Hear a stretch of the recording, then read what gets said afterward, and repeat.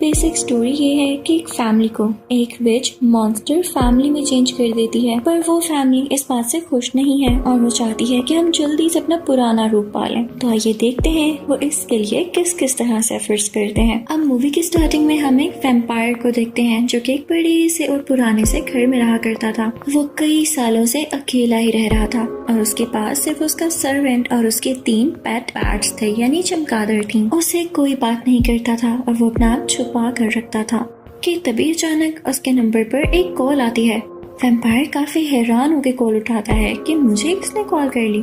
दूसरी तरफ एक लड़की होती है, वो समझती है कि ये वैम्पायर शायद एक फिक्शनल कैरेक्टर है, यानी इसने अपना भेस उस तरह का बनाया हुआ है। इसी के साथ साथ वो ये भी समझती थी कि शायद ये वैम्पायर कॉस्ट्यूम्स भी डिजाइन करता है, तो वो उसे एक कॉस्ट्यूम बनाने के लिए कहती है। पर वो वैम्पायर उसे कहता है कॉस्ट्यूम? मैं कॉस्ट्यूम्स नहीं बनाता। तो वो लड़की उससे पूछती है तो फिर तुम करते क्या हो? तो वो उस लड़की से कहता है मैं एक वैम्पायर हूँ। पर लड़की उसकी बातों पर ध्यान नहीं देती और कहती है कि ये मजाक करने का टाइम नहीं है। इसके साथ वो फोन काट देती है। पर वैम्पायर उससे कहता है रुको रुको, फोन मत काटना, तुम मुझसे बात कर सकती हो।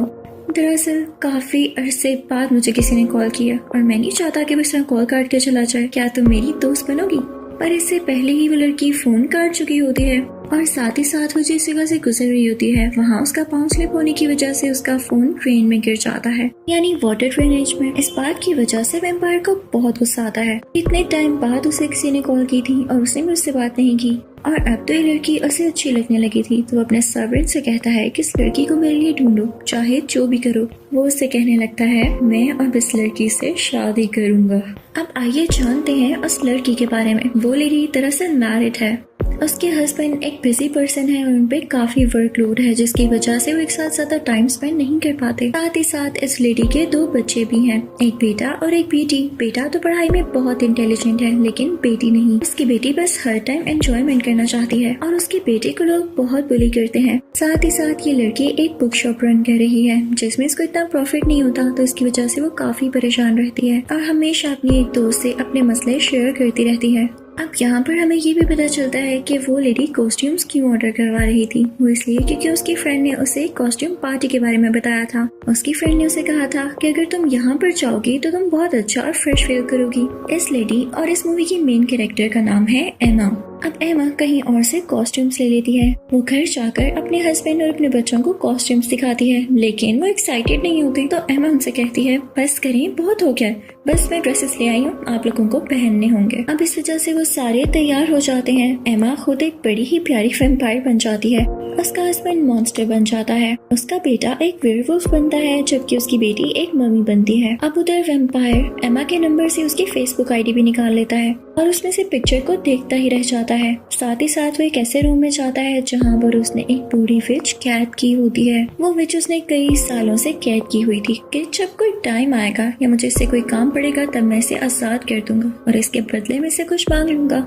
और यही वो वक्त था। वो उस विच को एमा की पिक्चर दिखाता है और उससे कहता है कि आपको ये लड़की ढूंढनी होगी, उसके बदले में मैं आपको आजाद कर दूंगा। विच ये सुनकर मान जाती है। साथ ही साथ वैम्पायर विच से ये भी कहता है कि आपको इस लड़की को ढूंढने के बाद वैम्पायर बनाना होगा ताकि मैं इससे शादी कर लूं।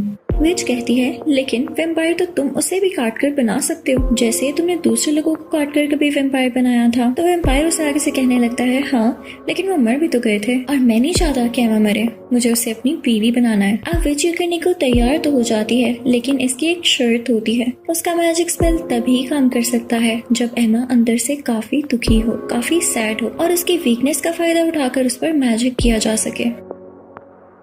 अब उधर एमा और उसकी फैमिली तैयार होकर एक पार्टी में जाते हैं। वो एक होटल होता है जो कि काफी डेकोरेटेड होता है। जैसे वो लोग अंदर जाते हैं तो उनको काफी अच्छे से ट्रीट किया जाता है और स्टेज तक ले जाया जाता है। इनफैक्ट होटल मैनेजमेंट ये समझ रही होती है कि शायद ये कोई बैंड है जो हमारे लिए परफॉर्म करने आया है, लेकिन होटल मैनेजमेंट को पता चल जाता है कि ये वो लोग नहीं है जिन्हें हमने बुलाया, तो वो इनको बाहर निकाल देते हैं। अब यहाँ पर पहले ही इन लोगों की काफी इंसल्ट हो चुकी थी और ऊपर से एमा की बेटी उनसे बदतमीजी कर देती है कि मदर आपके प्लान से फेल होते हैं। इस बात की वजह से एमा बहुत हर्ट होती है और रोने लग जाती है। तभी ऊपर से विच भी इनको देख रही होती है और बस इसी बात का तो उसे इंतजार था कि एमा दुखी फील करे। वो नीचे आती है और उसे सिंपैथी दिखाने लगती है। वो उसे कहती है ओहो मेरी प्यारी बेटी, मैं चाहूँ तो मैं तुम्हारे सारे दुख दूर कर दूँ। मुझे मैजिक की पावर से हील करना आता है। एमा उसकी बातें काफी गौर से सुनने लगती है और बस इसी के बाद वो विच आसमान की तरफ अपना स्पेल करती है, जिसके बाद एक तेज रोशनी निकलती है और उस फैमिली पर पड़ती है। अब ये सारी की सारी फैमिली वैसे ही बदल जाती है जिस तरह के उन्होंने कॉस्ट्यूम्स पहने थे।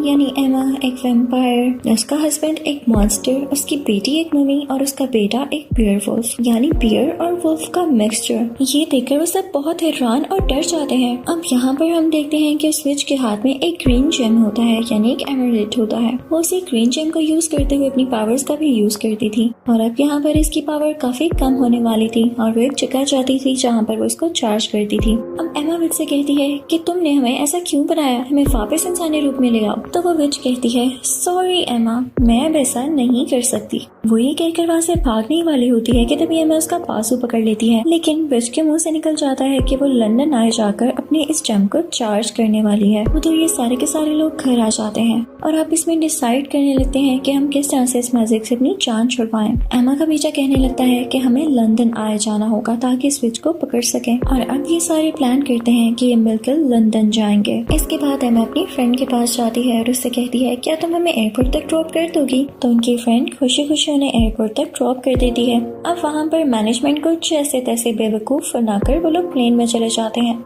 वहाँ पर जाते ही एमा अजीब रिएक्ट करने लग जाती है, जैसे उसे किसी चीज की जरूरत हो और वो चीज होती है ब्लड। यानी एमा अब वैम्पायर बन चुकी है और उसे खून पीना है। तभी वो वहाँ प्लेन में एक आदमी को पकड़ लेती है और उसकी गर्दन पर काटने ही वाली होती है कि वहाँ सब कुछ फ्रीज हो जाता है और अब यहाँ पर वैम्पायर की एंट्री होती है, जो एमा के पास आकर कहता है, रुको, तुम किसी का खून नहीं पियोगी, मैं तुम्हें एक ऐसी पिल दूंगा जिसे खाने के बाद तुम्हारी प्यास अपने आप बुझ जाएगी। एमा उसकी बात सुनकर उसके साथ चली जाती है तो वैम्पायर उसे अपने पर्सनल जेट में ले आता है। वहाँ पर उसे वो पिल देता है जिसे खाने के बाद वाकई एमा को खून की और तलब नहीं होती। वो वैम्पायर से पूछने लगती है, तुम कौन हो और तुम्हें कैसे पता चला कि मुझे खून की प्यास लगी थी? वो उसे बताता है कि मैं वही वैम्पायर हूँ और तुमसे बहुत प्यार करता हूँ। वो उसे ये भी बताता है कि तुम भी अब वैम्पायर बन चुकी हो और तुम्हें बार बार खून की प्यास लगेगी और इसकी वजह से मैं हमेशा तुम्हारी मदद करूंगा। तुम अब जमीन पे नहीं जा सकती, यानी इंसानों के बीच में नहीं रह सकती, तो तुम्हें मेरे साथ ही रहना होगा। अब एमा भी उसकी बातों में आने वाली होती है कि तभी अचानक से उसे अपनी फैमिली का ख्याल आता है और वो वैम्पायर से रिक्वेस्ट करती है, नहीं, मैं तुम्हारे साथ नहीं रह सकती, मुझे प्लीज अपनी फैमिली के पास वापस छोड़ाओ। ये सुन के वैम्पायर को गुस्सा आ जाता है कि इसका दिल तो कहीं से भी मेरी तरफ आ ही नहीं रहा। तो वो उसे जेट से नीचे फेंक देता है और वो बिल्कुल लंदन आई के पास गिरती है जहाँ पर उसकी फैमिली पहले से ही है।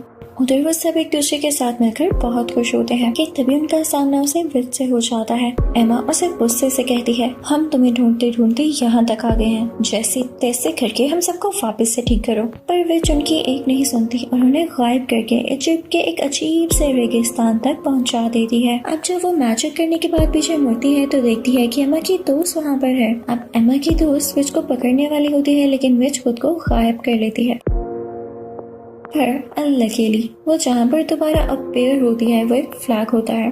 वो विच उस पर लटकी होती है और एक और मजे की बात कि उसका ग्रीन जेम उसके पास से छूट गया होता है और नीचे खड़ी एमा की दोस्त उसे पकड़ लेती है, लेकिन वो बहुत काइंड हार्टेड होती है। वो उस जेम को पकड़ने के बाद भी उसको कंट्रोल नहीं करती, बल्कि गिरती हुई विच को भी बचा लेती है, जिसे देखकर वो विच बहुत हैरान होती है। इनमें काफी अच्छी दोस्ती होने लगती है और विच एमा की दोस्त को ये सब कुछ सच सच बता देती है कि मैंने ये सिर्फ वैम्पायर के कहने पे किया, क्योंकि उसने मुझे काफी सालों से कैद कर रखा था और इसके बाद उसने मुझे कहा कि मैं तुम्हें आजादी एक ही सूरत में दूंगा जब तुम एमा को वैम्पायर बना दोगी। मुझे इस सब के लिए माफ कर दो, मैंने दिल से ये नहीं किया। अब इसके बाद एमा की दोस्त विच से कहती है, चलो जो हुआ सो हुआ, अब मुझे ये बताओ कि वो लोग अपनी हालत में वापस कैसे आ सकते हैं, इस मैजिक को कैसे तोड़ा जा सकता है। तो विच उसे बताती है कि मैजिक स्पेल वापस नहीं लिया जा सकता। हाँ, सिर्फ एक तरीका है, अगर वो फैमिली आपस में यूनिटी से रहे और एक दूसरे से प्यार से रहे और उनके दिल खुशी से भर जाए, तो हाँ, इन सब के बाद वो ठीक हो सकते हैं। अब उधर रेगिस्तान यानी डेजर्ट में हम एमा की फैमिली को देखते हैं जो हमेशा की तरह लड़ रहे हैं। एमा की बेटी उससे लड़कर दूर चली जाती है, जबकि एमा का बेटा अपने फादर से लड़ जाता है।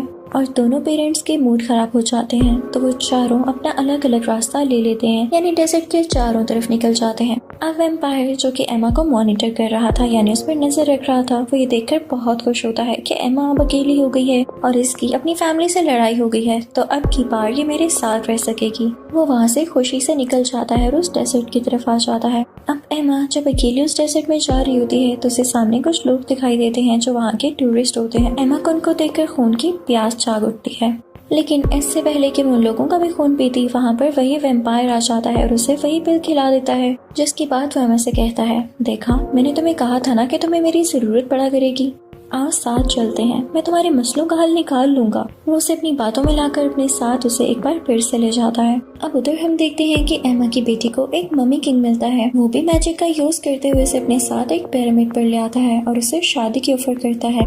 लेकिन यहाँ एमा की बेटी को भी रियलाइज होता है कि नहीं, मैं इससे कैसे शादी करूँ। वो उसे मना कर देती है, जिसके बाद उस किंग को गुस्सा आ जाता है और वो रेत के तूफान में बदल जाता है और इसी तूफान में एमा की बेटी को भी लेने की कोशिश करता है।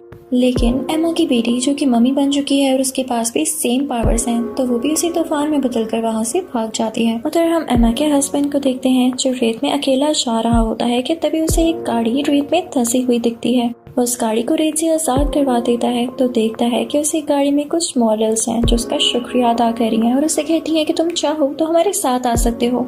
एमा का हस्बैंड हंसी खुशी उनके साथ चल पड़ता है और वो मॉडल्स और एमा का हस्बैंड एक होटल में चले जाते हैं। अब दूसरी तरफ से एमा का बेटा भी जैसे तैसे करके उस होटल में ही पहुंच जाता है। अब उधर हम देखते हैं कि वैम्पायर अपने साथ एमा को उसी मेंशन में ले आया है और उसे अपना कमरा दिखाता है। वो कमरा बहुत बड़ा और खूबसूरत होता है, जिसे देखकर एमा का दिल मेल्ट हो जाता है और वो वैम्पायर के साथ रहने के लिए मान जाती है, क्योंकि वैम्पायर ने उसे काफी समझाया होता है कि तुम अब एक वैम्पायर हो, तुम कभी इंसान नहीं बन सकती, और अगर इसी हालत में तुम अपनी फैमिली के साथ रहोगी तो उन्हें भी नुकसान पहुंचाओगी, तो इससे अच्छा तुम मेरे साथ ही रह लो। अब इसी खुशी में जब वो अपने कमरे में जाती है और बेड पर उछलने लगती है तो अचानक से उसकी खुशी मिट्टी में मिल जाती है जब उसके सामने उसकी फैमिली का फेस आने लगता है, यानी उसे यहाँ पर एक बार फिर से अपनी फैमिली का ख्याल आने लगता है। वो वहीं पर रुक जाती है और तभी वो देखती है कि उसकी दोस्त और वही विच वहाँ पर आए हैं। वो उन्हें देखकर विच पर गुस्सा होने लगती है, लेकिन उसकी दोस्त उसे समझाती है कि ये विच अब हमारे साथ है, इसे समझ आ गया है कि क्या गलत है और क्या ठीक है। अब वो विच अपने मैजिक से एमा के बाकी फैमिली मेंबर्स को भी वहाँ पर बुला लेती है। अब तभी यहाँ पर ड्रैकुला का यानी वैम्पायर का सर्वेंट भी आ जाता है। वो उन्हें आकर बताता है कि वैम्पायर बहुत गलत सोच रहा है, क्योंकि वैम्पायर सनलाइट से डरते हैं, तो वो ये सोच रहा है कि वो पूरी की पूरी दुनिया को फ्रीज कर देगा और उससे पहले तो वो सन को फ्रीज करेगा ताकि यहाँ तक सनलाइट ना आ सके। और तुम खुद सोचो, जब सूरज नहीं होगा तो दुनिया वालों का क्या होगा, इस वजह से मेरी भी जान चली जाएगी, तो मैं क्यों वैम्पायर का साथ दूं। अब यहाँ पर ये सर्वेंट भी लोगों के साथ मिल जाता है। वो सर्वेंट उन्हें ये भी बताता है कि इस वक्त वैम्पायर बाथ ले रहा है ताकि वो जवान हो सके, और यही वो वक्त है जब वैम्पायर सबसे वीक है, तो अगर तुम लोगों को उस पर अटैक करना है तो ये अच्छा वक्त है। अब वो सब लोग डिसाइड करते हैं कि वो वैम्पायर के पानी में हॉली वाटर मिला देंगे, जिसके बाद वो और वीक हो जाएगा और खत्म हो जाएगा, या कम से कम उसकी पावर्स उसे छीन ली जाएंगी।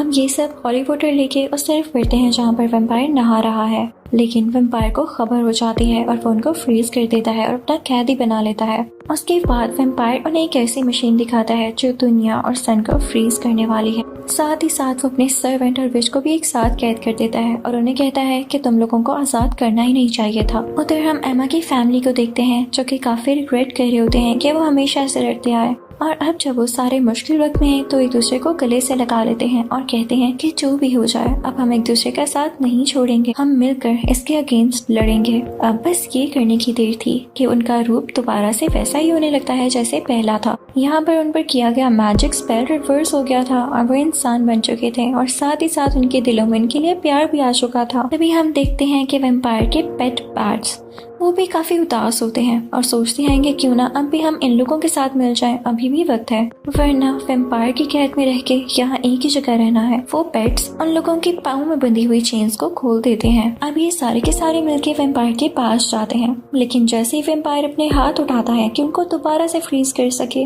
उसके पेट पेट्स दोबारा से उसके हाथ पर जाकर काट लेते हैं, जिसकी वजह से वो अपना मैजिक ही नहीं कर पाता। तभी वैम्पायर को गुस्सा आ जाता है और वो एक अजीब सी क्रिएचर में बदल जाता है और उन सब पर अटैक करने वाला होता है। लेकिन वो सोचता है कि मैं खुद इन पर क्यों अटैक करूं, जिसका उसे इंतजार है वो तो चीज हो चुकी है, यानी सूरज निकल आया है। तो वो डायरेक्ट उस मशीन का बटन प्रेस करने वाला है, जिसको दबाते ही वो सूरज फ्रीज हो जाएगा। अब जैसे उस बटन की तरफ बढ़ता है तो एमा को एक आइडिया आता है। वो उस रूम में लगे गए कर्टन्स को हटा देती है, जिसकी वजह से सूरज की रोशनी अंदर आने लगती है और उस वैम्पायर पर पड़ने लगती है, जिसकी वजह से उसका जिस्म जलने लगता है और वो पीछे हट जाता है। इसके बाद एमा वहाँ से एक स्नोफ्लेक लेती है और उसे वैम्पायर की तरफ उड़ा देती है, जिसके बाद वो वैम्पायर अपने ही जाल में फंस जाता है, यानी खुद ही फ्रीज हो जाता है। अब मूवी के लास्ट सीन में हमें दिखाया जाता है कि एमा और उसकी फैमिली खुशी खुशी रह रहे हैं। एमा का हस्बैंड भी अब ऑफिस से जल्दी घर आने लगा है। वो लोग अपने घर में एक पार्टी रखते हैं, जिसमें एमा के दोनों बच्चे बहुत एंजॉय कर रहे होते हैं। लेकिन तभी दरवाजे पर उन्हें एक शैडो दिखाई देता है, जो कि वैम्पायर का था। पर जैसे ही वो शैडो थोड़ा आगे बढ़ता है तो हमें पता चलता है कि वो सर्वेंट और विच है, और सर्वेंट ने अपने सर पर कुछ फेक कान लगाए हुए थे, जिससे लग रहा था कि वैम्पायर का शैडो है। उनके साथ साथ वो 3 बैट्स भी होती हैं, जो कि पार्टी एंजॉय करने आए थे। फिर मूवी के लास्ट सीन में हम देखते हैं कि वो फैमिली यानी एमा, उसके हस्बैंड और उनके दोनों बच्चे एक साथ फैमिली फोटो ले रहे होते हैं, और आइंदा से ये लोग एक साथ बहुत खुश रहने वाले हैं। इसी के साथ ये मूवी यहीं पर एंड हो जाती है।